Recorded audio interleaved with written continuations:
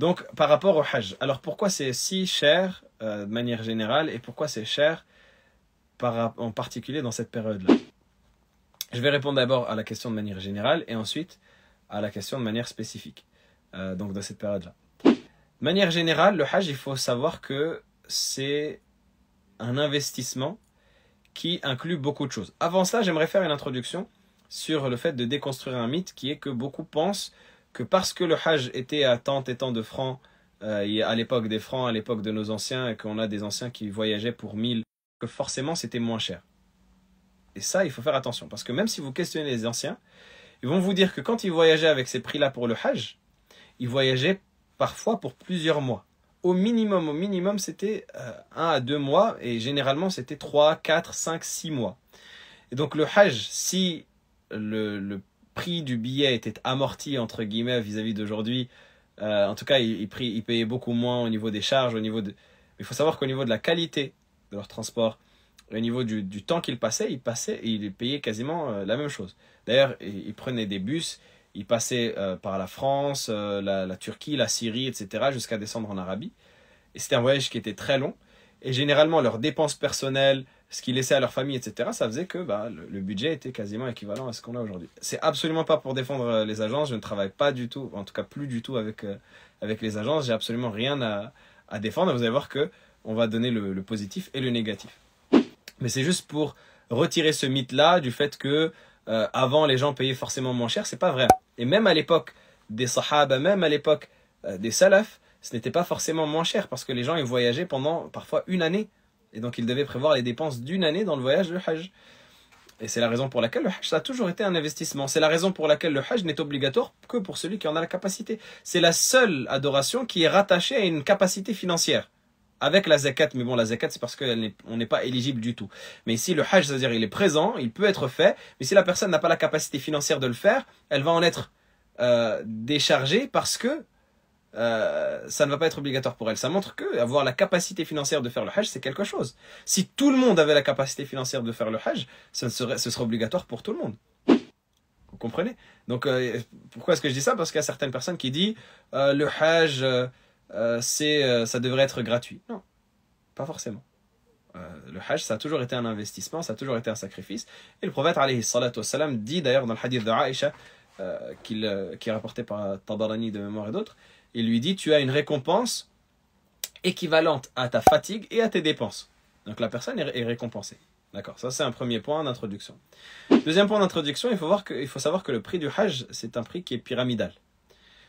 C'est un prix qui est pyramidal dans le sens où, dans le prix du Hajj, on va inclure à la fois le prix de ce que vous pouvez imaginer, à savoir les billets d'avion, qui vont être chers pour la période, comme dans n'importe quelle période, comme les périodes des fêtes de fin d'année, etc. Quand il y a une période dans laquelle la demande est élevée, eh bien les prix augmentent. C'est l'offre et la demande, c'est une notion basique. Donc, le prix des billets d'avion, le prix des hôtels qui, eux, également, vont monter en flèche pendant la période, mais le prix également de ce qu'on appelle les khadamat, c'est-à-dire les services rendus sur place qui sont gérés par des sociétés locales. Donc on a des makatib, des bureaux dans lesquels les agences s'inscrivent pour avoir ces khadamat-là qui vont être, entre guillemets, les services fournis aux pèlerins sur place. Donc Amina, les tentes, la climatisation, la nourriture, la boisson, etc. À Arafat, pareil, etc., etc. Tout ça, ce qu'on appelle les services. Après cela, il va y avoir le bénéfice que l'agence fait. Et certes, ça va être des marges conséquentes, mais il faut savoir que la plupart des agences vivent du Hajj principalement, même si elles vivent également de la Umrah, mais le Hajj c'est la principale entrée d'argent pour l'année. Et après, donc ce que l'agence va payer pour le guide religieux, pour ceux qui vont lui ramener les pèlerins, etc., etc., etc. Et donc tout ça, ça va constituer le prix. Effectivement, il va y avoir des abus au niveau des pourcentages, au niveau des parts que chacun se fixe, parfois sur certains prix. Mais ce n'est pas ça qui justifie tout.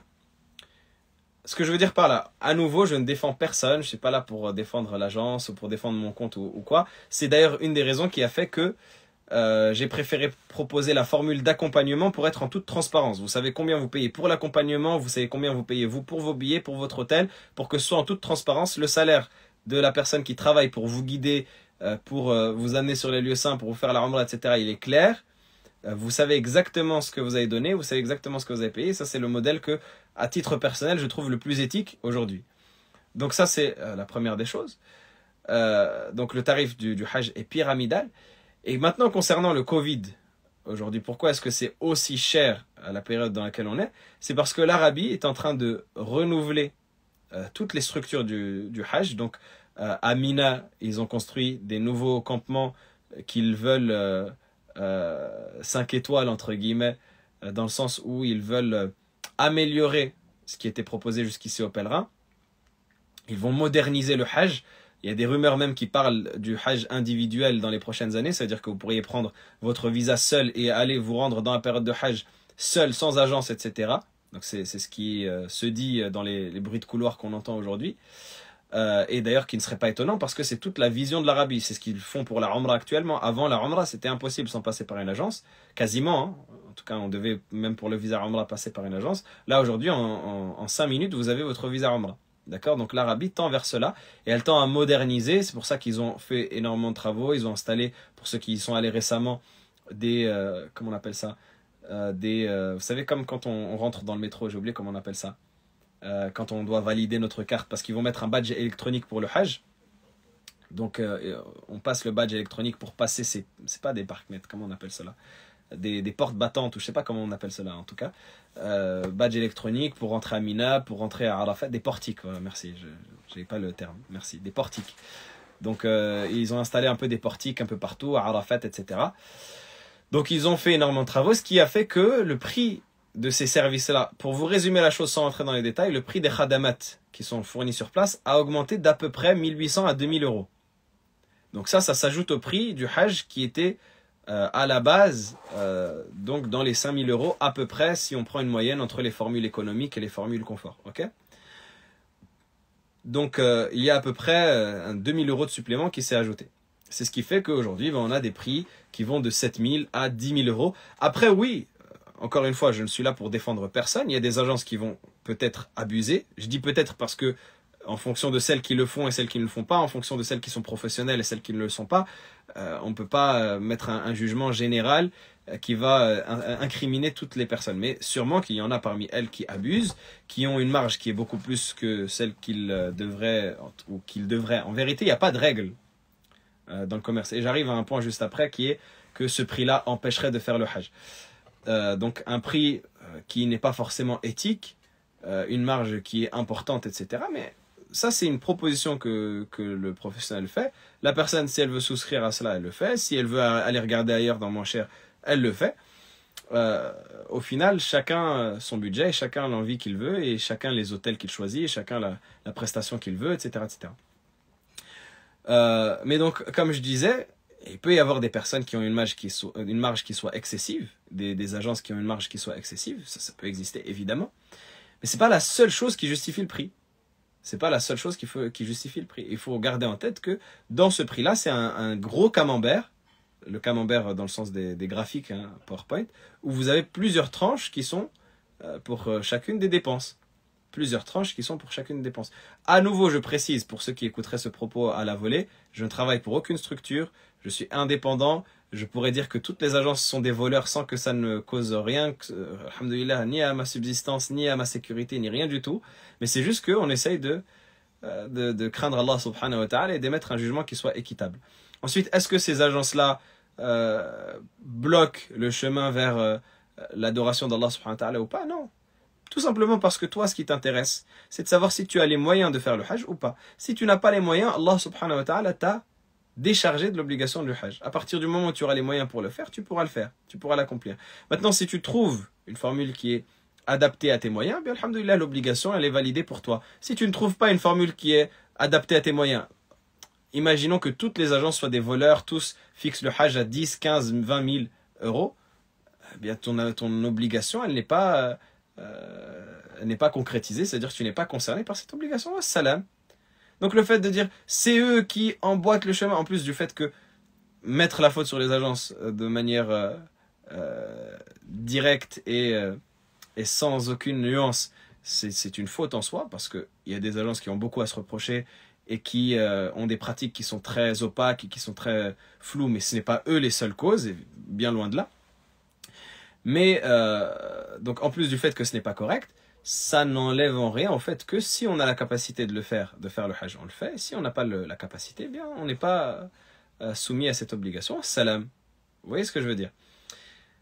Donc, ensuite, pour revenir à la question pyramidale du prix, donc il faut se dire que, eh bien, il y a toute cette assemblage et tout cet ensemble de choses qui rentrent dans le prix de la formule que l'on paye pour le hajj, et qu'en fonction de également ce que la personne va choisir. Parce qu'il y a des personnes qui veulent être à deux dans la chambre, qui veulent avoir des vols directs.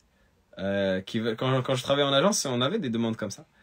Vol direct, deux dans la chambre, hôtel devant le haram, même pendant la période du hajj, alors que c'est mieux d'être à l'Aziyya pendant la période du hajj parce qu'on est plus proche de Mina, d'Arafat et des rites. Mais non, je veux un hôtel devant le haram. Et après, il s'étonne que la facture derrière elle s'élève à 8 000 et à 10 000 euros. C'est normal en fonction de la prestation que tu choisis. C'est normal, entre guillemets, c'est pas normal, parce que c'est vrai qu'on aimerait que le hajj soit à 1 000 euros et qu'on puisse payer juste les billets d'avion et aller. C'est tout à fait normal.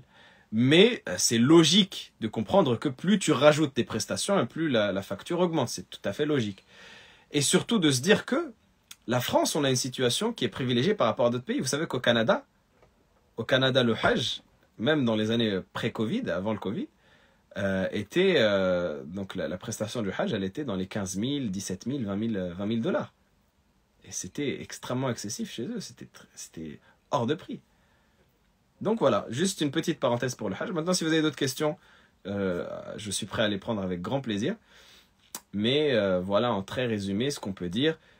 Le résumé, c'est qu'il y a plusieurs prestataires dans l'histoire. Chaque prestataire prend sa part, justifié ou injustifié. Si une personne vous fournit un service, elle peut prendre un salaire en retour et elle est libre de fixer le salaire à la hauteur de ce qu'elle veut fixer. Maintenant, il va y avoir une éthique et une morale, certes, qui veut qu'on s'entraide à aller vers l'adoration d'Allah subhanahu wa ta'ala plutôt que de se charger de choses qui vont être insurmontables. Mais en soi, on ne peut pas incriminer ni un secteur ni un autre quand il y a énormément de paramètres à prendre en considération qui font que le prix augmente. Voilà la réponse en très résumé. Il y a énormément de paramètres à prendre en compte qui font que le prix est ce qu'il est et ce n'est pas le propre d'une personne ou d'une autre. C'est la même chose pour ceux qui vont dire l'Arabie. L'Arabie, elle a beaucoup de défauts. L'organisation saoudienne a eu beaucoup de défauts les années précédentes. Ils essayent d'organiser et de résoudre beaucoup de problématiques qu'il y a eu en ce moment et de moderniser la chose, c'est vrai, à leur décharge. Mais il y a eu beaucoup de défauts, il y a eu beaucoup de choses qui étaient mauvaises et d'ailleurs jusqu'à maintenant qui sont mal organisées, qui sont mal faites, etc. C'est clair, mais c'est pas eux les seuls coupables entre guillemets de la chose. Les principaux, on peut le dire parce que, en vérité, ouais, c'est plus compliqué. Les principaux parce que le système archaïque, entre guillemets, des visas qui sont délégués à des agences avec les quotas, etc., c'est ce qui a fait qu'il y a eu une mafia qui s'est installée, entre guillemets, dans les années précédentes, ce qui a fait qu'il y a eu la question des agences agréées, non agréées, des gens qui rachetaient des visas, etc., etc. La question du quota, ça a été un gros souci au niveau du hajj. Donc c'est vrai que cette question-là, c'est un des points principaux, entre guillemets, qui font la problématique du hajj, qui font que ça augmente, que les prix augmentent de manière exponentielle, etc., etc. Parce qu'il y a la question des quotas, parce que c'est très limité, etc. Mais le fait de remettre tous les problèmes sur une même source, même l'Arabie, ce n'est pas correct, et ce n'est pas équitable, et ce n'est pas juste. Voilà la réponse en très très très très résumé, même si c'est un sujet sur lequel on pourrait s'étaler, si ce n'est que je n'ai pas envie d'ennuyer ceux qui ne sont pas forcément intéressés.